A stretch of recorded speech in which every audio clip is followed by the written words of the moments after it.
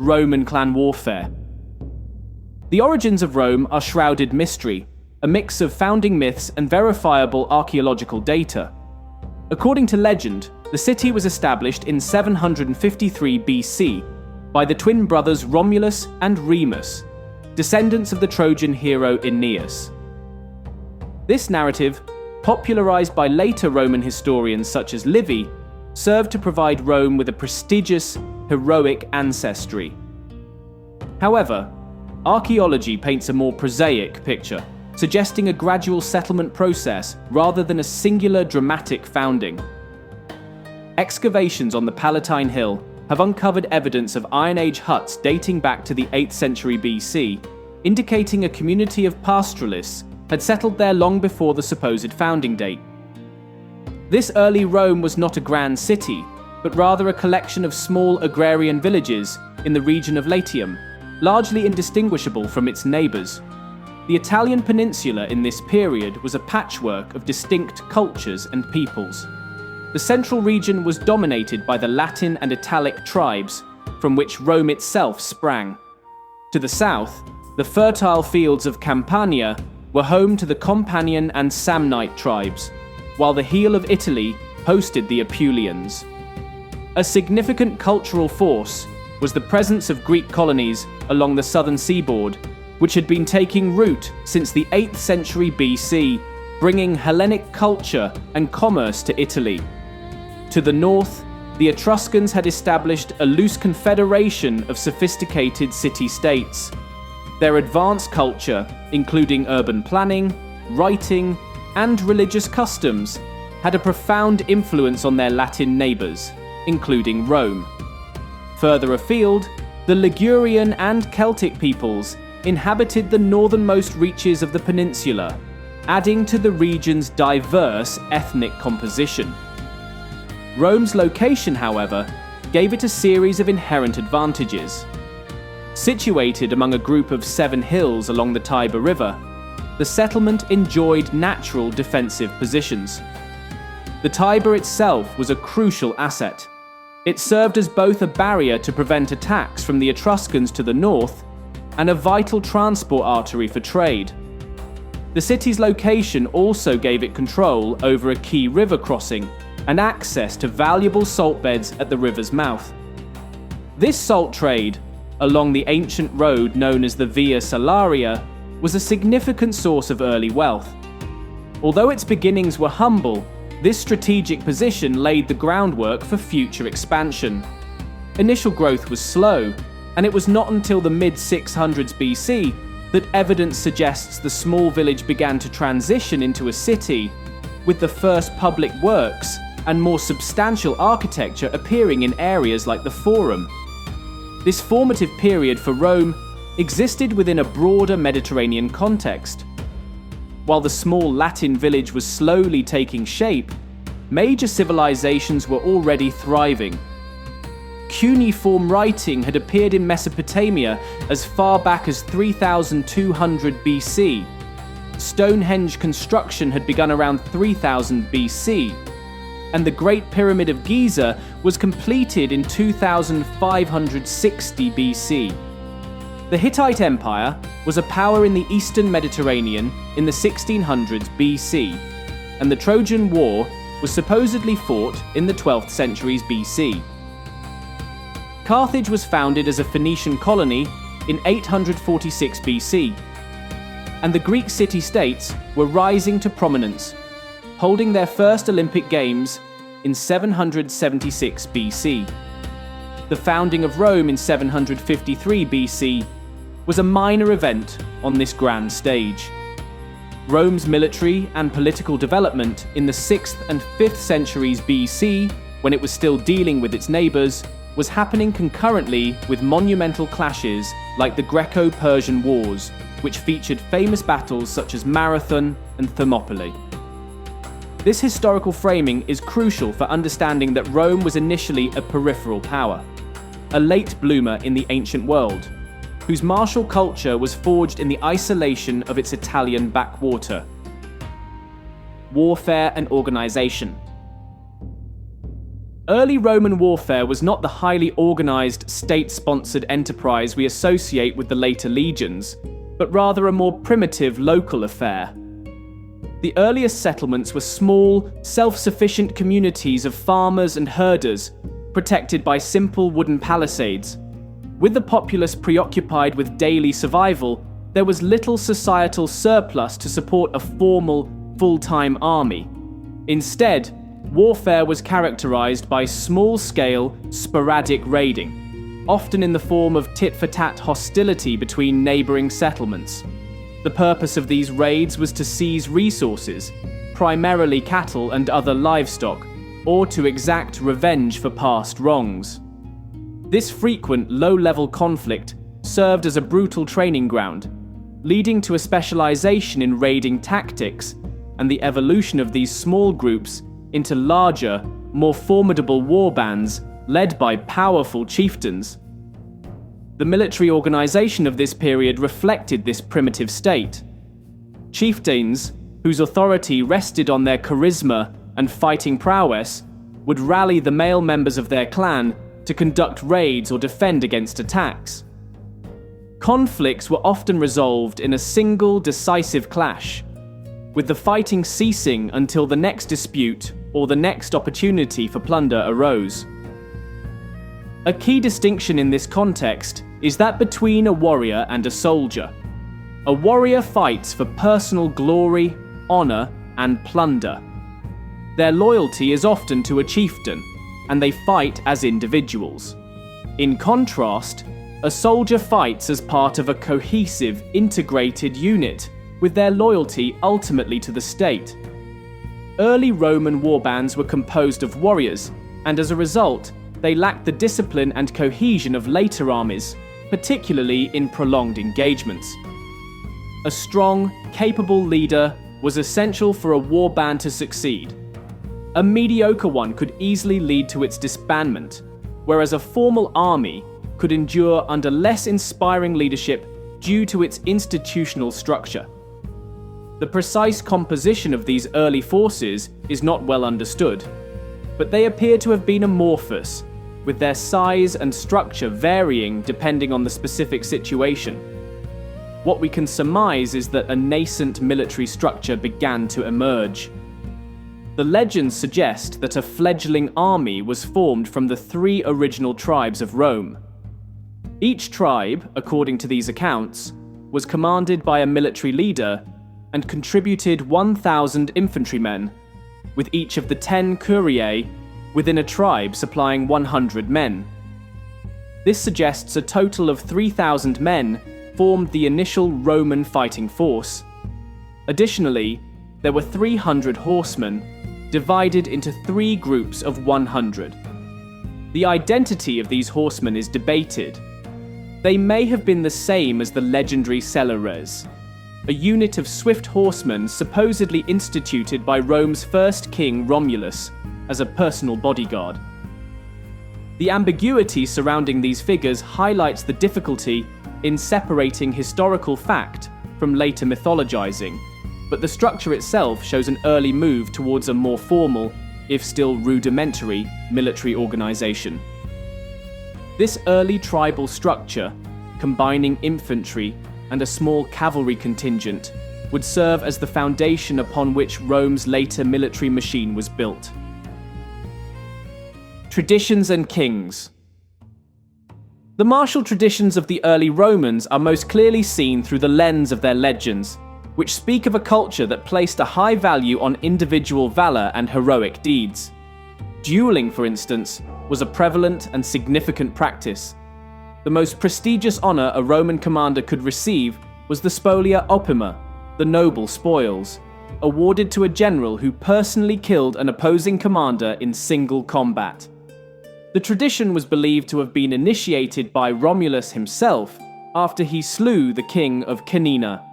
This was the ultimate display of personal courage, a heroic feat that cemented a leader's status. Another famous example of dueling is the legendary contest between the Horaci triplets of Rome and the Curiati triplets of Alba Longa.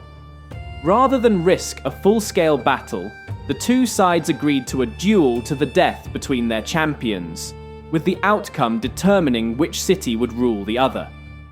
The fact that such a tale was told and remembered reflects a deep cultural respect for this method of conflict resolution, which privileged individual skill and bravery over mass warfare. The practice of dueling would eventually become less common as military discipline developed, but it remained a way for individual soldiers to seek glory on the battlefield and make a name for themselves.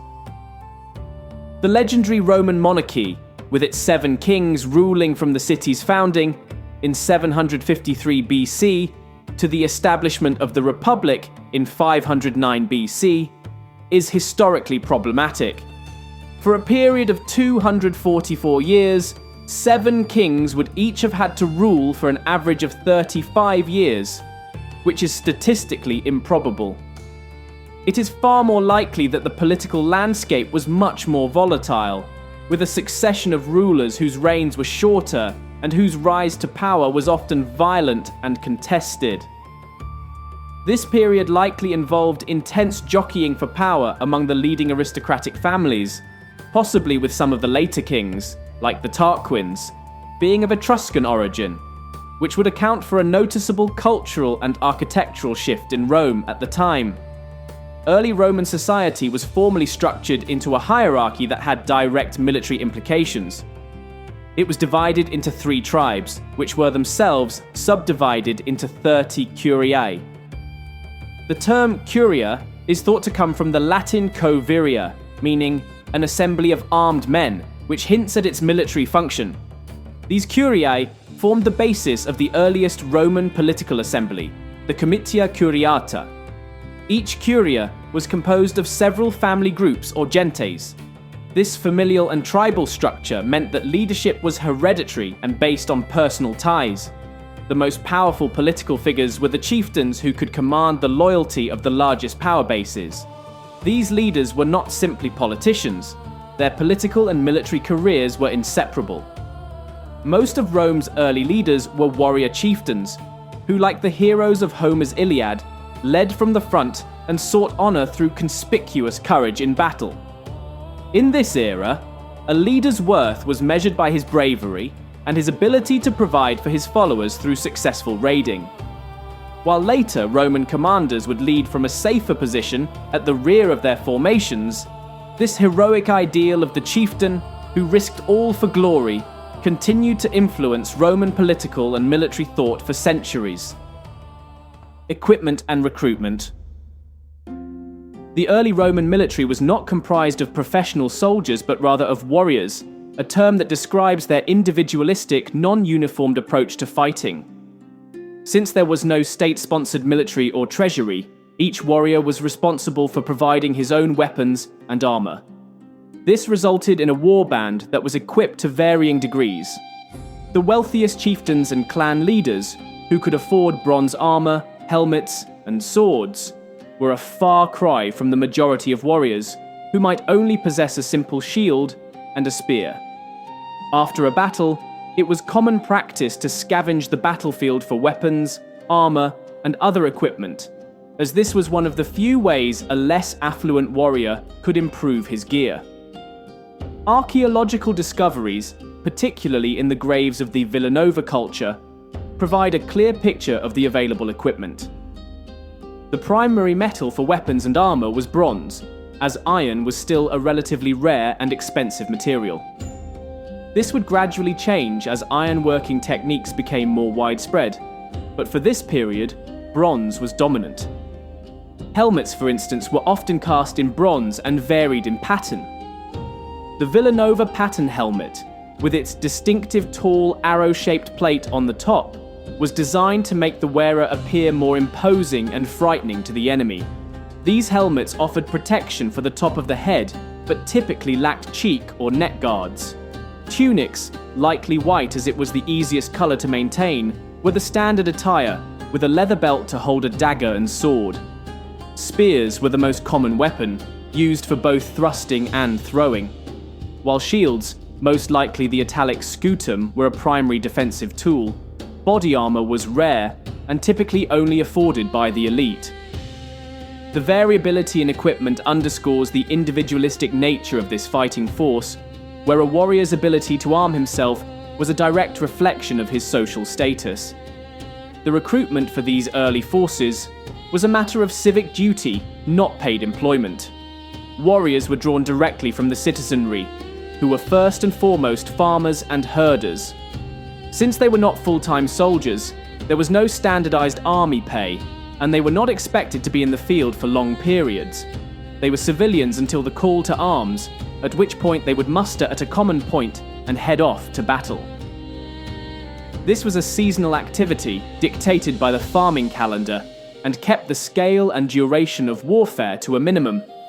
The gathering point for these citizen levies was a piece of land outside the city walls, which was later dedicated to Mars, the god of war, and became known as the Campus Martius, or the Field of Mars.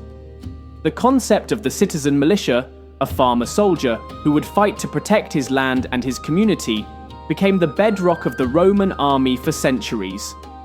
This is evident in the name of the Roman army's most famous unit, the legion, which derives from the Latin verb legere, meaning to levy or to call up. It is a powerful reminder of the army's origins as a citizen force summoned to war. Training and logistics.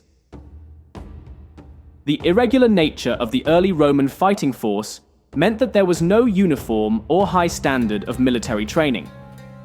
Unlike the later Roman army, which was famous for its discipline and drilling, these early warriors likely honed their skills through practical experience on the battlefield or in small-scale skirmishes. Their proficiency with a spear or sword would have been a matter of personal aptitude and combat experience rather than state-mandated training. This lack of formal training contributed to the battlefield's chaos and the emphasis on individual valor over disciplined formations. Because there is a lack of surviving primary sources from this period, we must infer much of this from archaeological evidence and by comparing the Romans' military practices with those of other Italic peoples and later, more well-documented armies. The logistical capabilities of the early Roman state were as rudimentary as its military organization. The army and the state itself were in their infancy, and neither had the resources to support a sustained military campaign far from home. Warriors were primarily farmers, and the military was therefore restricted to seasonal operations that had to be completed within the farming calendar. This meant that the scale and distance of warfare were severely limited. Any military expedition had to be close enough to Rome that the warriors could return home to tend to their crops. The absence of a state treasury or a logistical network meant that the army was unable to provide its soldiers with food or supplies for long periods. Foraging would have been a common practice, further restricting the army's operational range. This is why a rival Etruscan city like Veii, located only 10 miles, 16 kilometers from Rome, was able to resist Roman conquest until the 4th century before Christ. The extended siege of Veii, which eventually necessitated the Romans paying their soldiers for the first time, represented a significant turning point in Roman military history and a departure from these early logistical constraints. Furthermore, there were none of the advanced engineering capabilities that would later define the Roman army. There were no permanent forts, no sophisticated siege works, no naval fleets to project power across the sea, and no paved roads to facilitate the rapid movement of troops and supplies. The military doctrine of the day was one of brute force, relying on a head-on charge and the individual bravery of its warriors to overwhelm the enemy. This primitive approach was a direct consequence of the logistical limitations of the early Roman state. It was a time when the ability to fight was determined more by the strength of the arm than the brilliance of a strategy. However, the constant, low-level warfare in Italy would gradually force the Romans to evolve beyond this primitive model, laying the foundations for a more organized, disciplined, and logistically capable military force that would eventually dominate the Mediterranean world. Roman clan chieftain. The clan chieftain stood at the heart of early Roman conflict, orchestrating local wars and raids for plunder. These operations, often involving a single clan or several acting in concert, required a strong expeditionary leader. His role was twofold: to maintain cohesion among the restless clans and to meticulously divide the spoils, ensuring his followers received their fair share. This continuous redistribution of movable property, won through the victorious sword, filled the chieftain's coffers and secured the loyalty of his armed retinue, whose strength underpinned his status. Their willingness to risk their lives stemmed from the prospect of plunder, with greater hauls cementing their devotion. This dynamic reflects the Homeric commonplace of the shepherd of the people, a leader providing protection at home and wealth in war. A chieftain's failure to provide for his followers would inevitably lead to their desertion, stripping him of power and standing. Thus, the pursuit of booty fueled these warrior bands and dictated an expansionist policy towards neighboring communities. One beyond material gain, personal courage held significant sway for these aristocratic warriors, who sought glory in combat. The bearing of arms, particularly a long-bladed sword, served as a potent symbol of free manhood, power, and wealth. Clan chieftains rose and fell by the brutal reality of the sword, sometimes engaging in formal single combats, likely to the death, where the stakes were absolute. These proud men embraced the notion of a flat field, a fair fight, no quarter, and an honourable demise. Their appearance was as striking as their resolve. Chieftains were resplendent in shining helmets, pectorals, and greaves, and a shield often crafted from beaten bronze and embellished with embossing. Their swords, frequently of the superb antennae type, featured a cast bronze tang ornamented with spiral horns. These two-edged blades, typically bronze due to the rarity of iron, were primarily designed for cutting but could also thrust or jab. The sword, and the skill to wield it, represented the chieftain's insignia dignitatis, his esteemed badge of office, unequivocally proclaiming his authority and prowess. Swordplay not only showcased courage, but also individuality. An example, perhaps, is a chieftain gripping an ashwood spear with a long sword at his side, his head adorned with a splendid Villanovan helmet, and armor based on the elaborate poncho-type cuirass discovered at Narse, along with an elaborately embossed bronze shield. This warrior, whose existence centered on fighting, embodied the fierce spirit of his era, where personal glory and loyalty intertwined with the spoils of war. The chieftain's prominence, however, would eventually wane as Rome transitioned from tribal skirmishes to more organized, civic-based conflict, paving the way for a different kind of warrior. Clan warrior. The clan warrior, the bedrock of early Roman war bands, presented a diverse picture in terms of armament and equipment, ranging from well-equipped to minimally outfitted.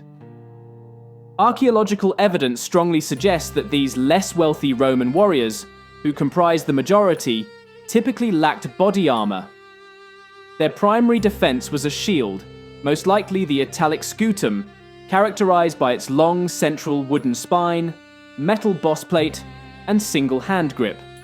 For offense, they relied on spears, used for both thrusting and, in some cases, throwing.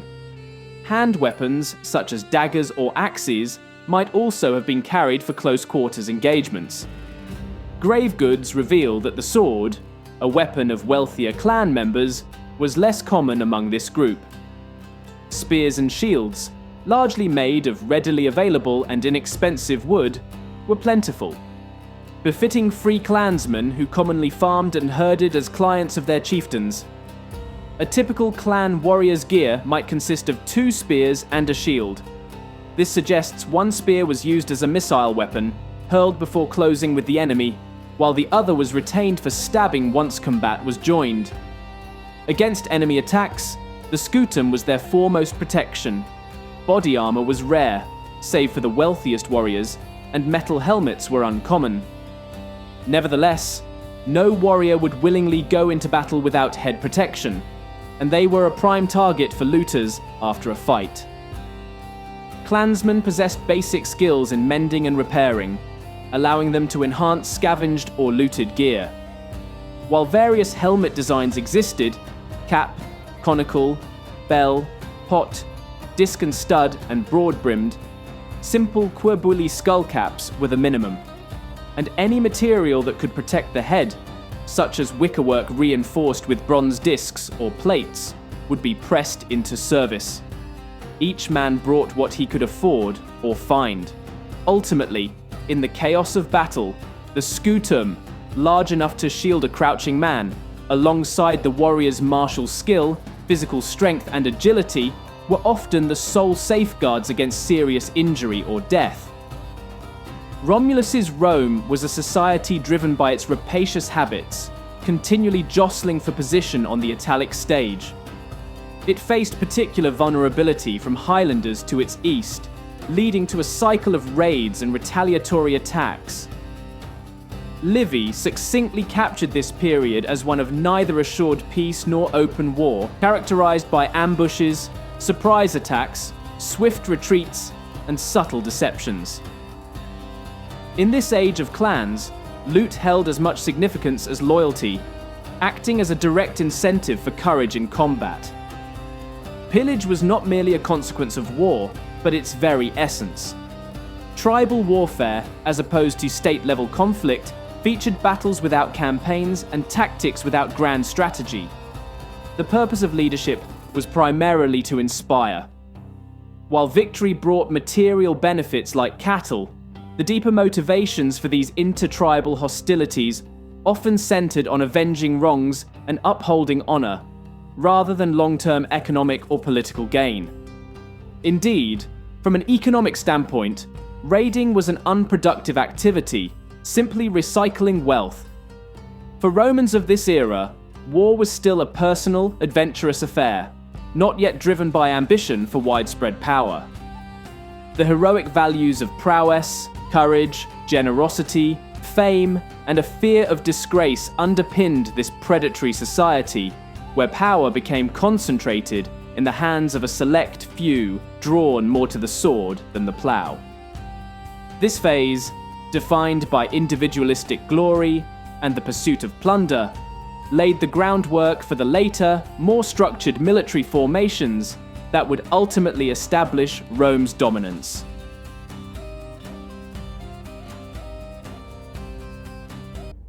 The Celeres.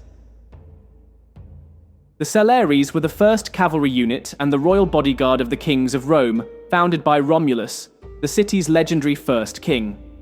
Composed of 300 men, with 10 chosen from each of Rome's original curiae, they were drawn from the most skilled and loyal warriors of the early Roman nobility. This select group represented the pinnacle of military prowess and fidelity, serving as a permanent professional force in a period when most soldiers were temporary levies. The name Celeres is generally believed to come from the Latin word for swiftness, celeritas, a fitting description for a cavalry unit. However, alternative accounts exist. Valerius Antias suggests they were named after their first commander, Sylla. This individual may be the same figure mentioned by Ovid as the foreman who oversaw the construction of Rome's first fortifications on the Palatine Hill. According to this version of the story, Sylla, rather than Romulus, was responsible for killing Remus after he disrespectfully leaped over the newly built wall. Another theory places the unit's origin much later, in the 4th century BC, suggesting the Romans adopted cavalry practices from the Samnites. Regardless of their exact origin, the Celeres filled a critical dual role, protecting the king as his personal guard and serving as Rome's earliest elite cavalry. Unlike the typical soldiers of their era, who only served during wartime, the Celeres were a permanent force.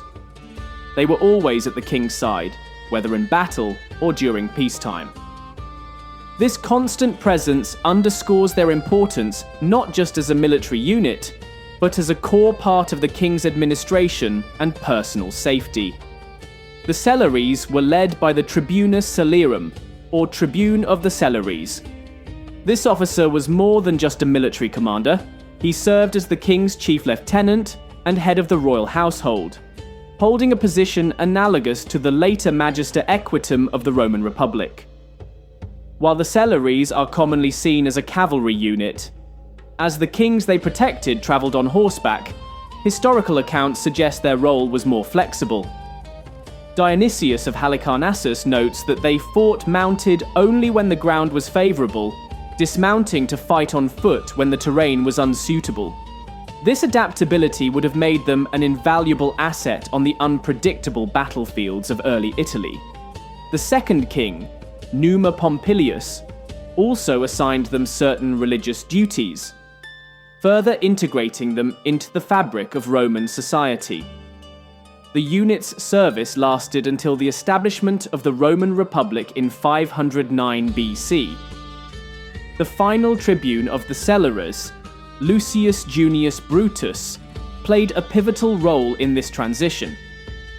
He used his position to convene the Comitia Curiata to formally strip the absent King Lucius Tarquinius Superbus of his authority, leading to the end of the monarchy. With the Republic's founding, the Celeres were disbanded. Magistrates were instead protected by lictors, a different type of guard also supposedly established by Romulus. The concept of a personal guard was later revived at the end of the Republic with the cohors praetoria, which would eventually become the famous Praetorian Guard under the Roman Empire. The Celeres, therefore, represent a foundational chapter in Roman military history, laying the groundwork for a dedicated professional military force. Deployment and engagement. In the early days of Rome, combat was far from the disciplined, choreographed affair of later Roman armies. Forces and their enemies fought in what can only be described as a state of relative disorder. Warfare primarily took the form of raiding, which meant that battlefields were not chosen by mutual agreement on a flat plain, but were instead reactionary events. A fight could erupt when a raiding party was sent to seize an objective, when a community rallied its forces to repel an incoming attack, or when a group of defenders pursued a party making off with loot. This randomness meant that engagements were often fluid and unpredictable, with the balance of power sometimes vastly favouring one side. If one side held a clear advantage, their goal was to exploit it with speed. Warbands would fight in a loose order, a tactic designed to swarm and overwhelm the enemy quickly before reinforcements could arrive. There were no defined battle lines. Instead, the fighting was chaotic, with small clusters of warriors engaging one another, or individuals fighting in sporadic one-on-one duels. These engagements were typically free-flowing and of short duration, as the warriors lacked the endurance and cohesion for a prolonged battle. However, if there was a degree of parity between the opposing forces, the situation would change. Upon encountering stiff resistance, warriors would naturally become more hesitant and would seek safety in numbers. Leaders would rally their men into tighter formations, perhaps forming a crude shield wall. Opposing warbands would then engage in a period of psychological warfare, sizing each other up, hurling insults, and shouting war cries. The side that appeared louder or more numerous could gain a significant psychological advantage, as the morale of these amateur forces was fragile. If neither side retreated, a tradition of pre-battle dueling might ensue. The bravest men would step forward from the lines to issue challenges, seeking personal glory. The outcome of these duels could have a profound effect on the morale of both sides, potentially influencing the final result of the battle. If a general engagement was initiated, the leaders would likely call for a charge to break the enemy force. Chieftains and their attendants, being the most well-equipped, would be the most aggressive, leading from the front. The lack of structured formations meant that these warriors had poor staying power. The Celts, for example, who fought in a similar loose fashion, were known for their initial ferocity, but would quickly tire if a victory was not forthcoming. This was likely the same for the early Roman warbands. Eventually, one side would lose its fighting spirit and break. A pursuit might follow, but with an underdeveloped cavalry force, it was not as devastating as it would be in later years. The goal of these raids was not to outright destroy the enemy, but to capture plunder and return home with minimal losses. Siegecraft and early battles. During this nascent period of Roman history, military objectives were limited by a lack of logistical capability. The Roman state was in its infancy and could not support prolonged deployments in the field. This meant that the Romans were largely ignorant of siegecraft. They lacked the resources, engineering knowledge, and sustained manpower necessary to construct siege works and besiege fortified settlements. The doctrine of the day was one of direct, brutal force, not the methodical application of engineering to overcome fortifications. The conquest of the rival Etruscan city of Veii, a mere 10 miles away, would not occur until the 4th century BC, and its eventual conquest was a major turning point that forced the Roman army to develop more sophisticated, long-term military strategies. Analyzing the specific battles of this period is almost impossible. The historical record is shrouded in a dense fog, hiding countless battles fought by nameless people in forgotten locations for unknown reasons. Relying on later Roman accounts for these early engagements is no more accurate than believing the myths and legends told to children. At its birth, Rome was a strikingly unexceptional settlement, a tiny village living in the shadows of its more powerful neighbours like the Etruscans. Italy itself was a backwater of the wider Mediterranean world, which paid little attention to the affairs of such barbarians. However, it was within this darkness that Rome found its strength. Warfare was endemic across the Italian peninsula, a constant struggle for survival and resources. This ceaseless fighting meant that only the toughest and most adaptable communities could survive and rise to prominence. In response, the Romans made warfare a central aspect of their society, developing a martial culture that permeated every facet of life. They linked politics and war-making, ensuring that military success was a direct path to political power and prestige. This allowed the state to direct its full efforts toward combat, enabling a methodical, if primitive, strategy of grinding down opponents over time. The endless fighting forged the character of the Romans and laid the groundwork for their future military dominance. The primitive methods of these early years, though reliant on brute strength, were honed through years of practical experience. This formative period, marked by brutal local conflicts, established the foundation for the future development of the legions and set Rome on a course that would eventually lead to the conquest of the Mediterranean